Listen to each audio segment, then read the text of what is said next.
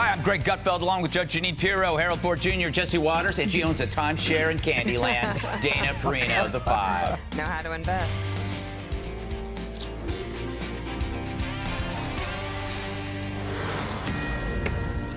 Fox News alert, Donald Trump just reacting to the massive manhunt underway in Arizona for a suspect who threatened on social media to kill him.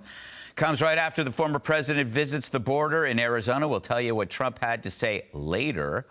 But first, it's the final night of the DNC, and Kamala Harris is set to reveal a new way forward for her acceptance speech, despite having been in the White House for nearly 4 years. Donald Trump reminding Americans of what she's all about. We're giving our government away when we put two lunatics like this in. They can't, if they take over our government as president and vice president, our country doesn't stand a chance. She's actually a radical left Marxist. That's what she is. That's what she's always going to be. Meanwhile, Democrats acting like they fell out of a coconut tree when it comes to who's been running the country. Kamala Harris is going to cut your taxes. Kamala Harris is going to take on Big Pharma. If you can get them elected and let them bring in this breath of fresh air, you will be proud of it for the rest of your life. Let us choose the sweet promise of tomorrow over the bitter return to yesterday. Let's all choose Kamala Harris!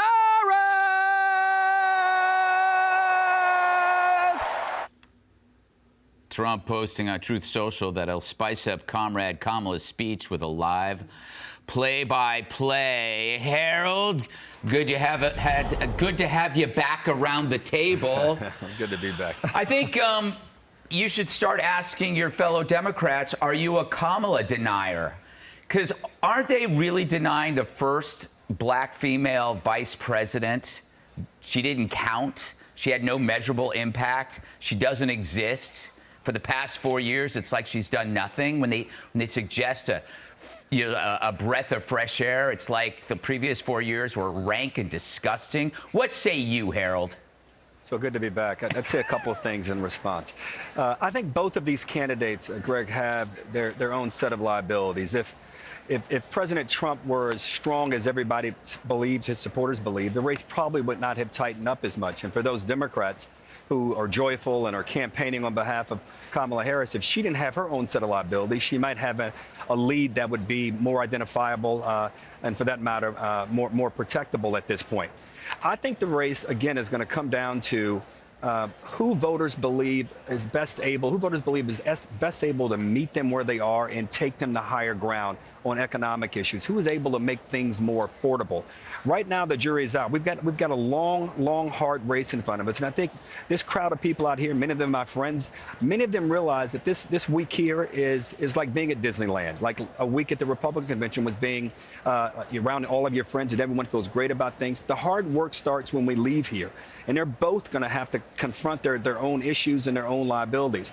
But to your point about Kamala deniers, she won't be able to withstand a debate with Donald Trump there without outlining her plan and even confronting and explaining what made her change her mind or shift her position on some of the critical issues. And I would argue President Trump is going to have to do the same as well. And whoever is perceived as being most authentic and honest, that'll be the person that is the next president of the United States. I agree with you. It is like Disneyland. Everybody there is goofy.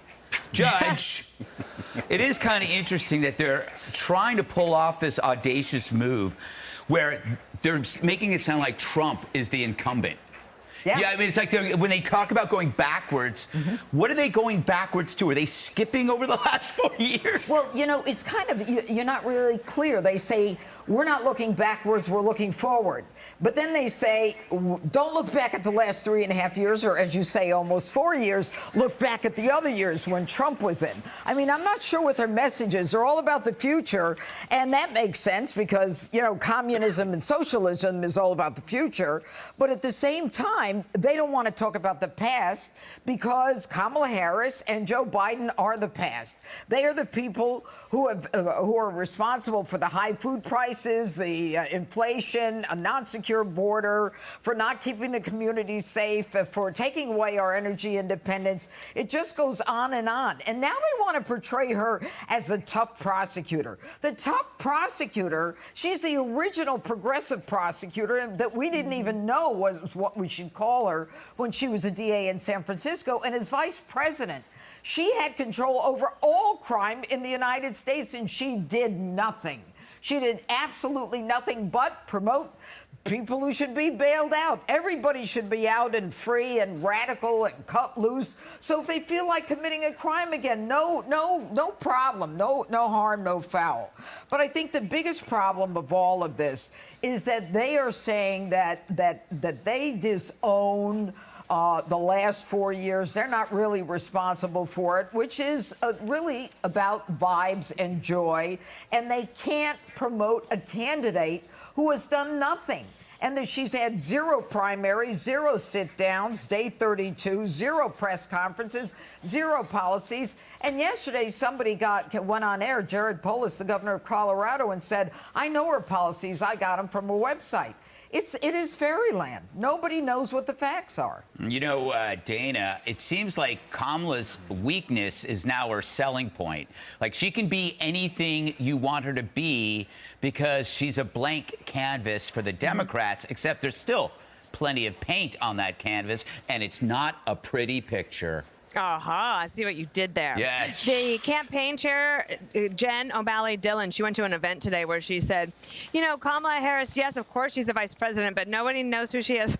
And we think, well, why is that? She actually ran for president in 2019. She has been she was a prominent figure in the U.S. Senate. She got a ton of attention there, but she's been the vice president. And I do believe that all of those articles we've read in the last 3.5 years about staff changeovers and working in her office and all of those things, I think those are true. You had people on the record who worked for her saying that.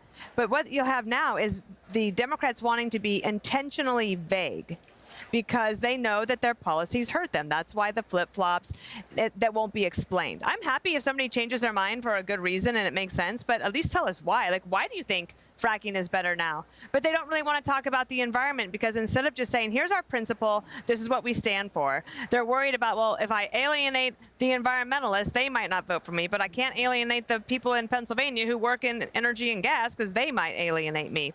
And I think what we'll find out tonight, possibly, is what does she want to set up?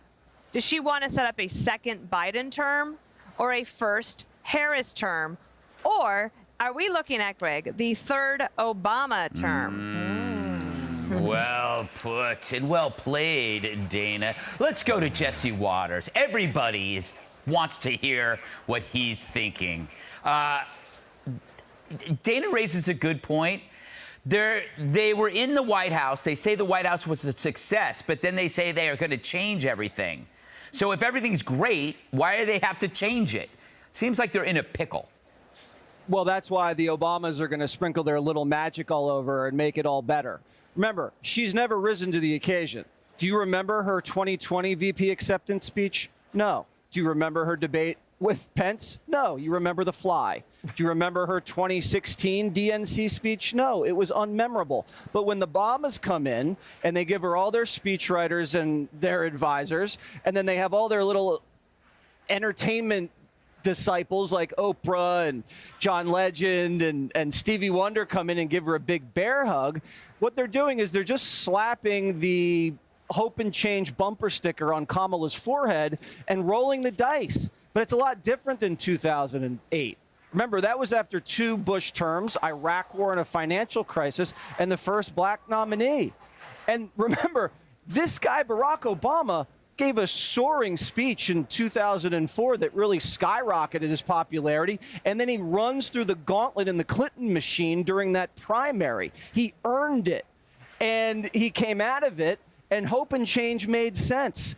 Now, Kamala Harris and Joe Biden have caused this country a lot of problems. People have lost hope because of the problems. People want change from the problems. So I expect her to, they're going to coronate her. They're going to probably just write her speech. She's going to say a bunch of soaring stuff that doesn't really matter much. It's this debate.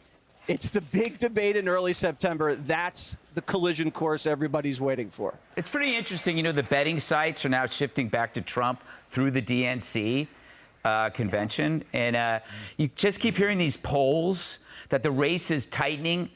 Why? I don't trust them. You know, I think that helps those who want to keep you interested in this race. That is the media. I don't think the polls are tightening, but that's just me. Hey, me too. I'm a poll There you denier go. as well. Hashtag. Ahead, Kamala still has no plans on her website, so Trump built her one. Click here to subscribe to the Fox News YouTube page to catch our hottest interviews and most compelling analysis. You won't get it anywhere else.